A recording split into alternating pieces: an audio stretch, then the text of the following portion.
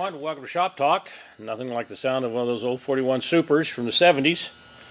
This is a vintage saw. It does run good, but I would prefer a vintage chainsaw collector buy it, not somebody that's wanting to cut firewood, because all vintage saws may need work. Take a look at some of the features it has. Kill switch is right here. Choke is on the top. Top load on your gas and oil reservoir.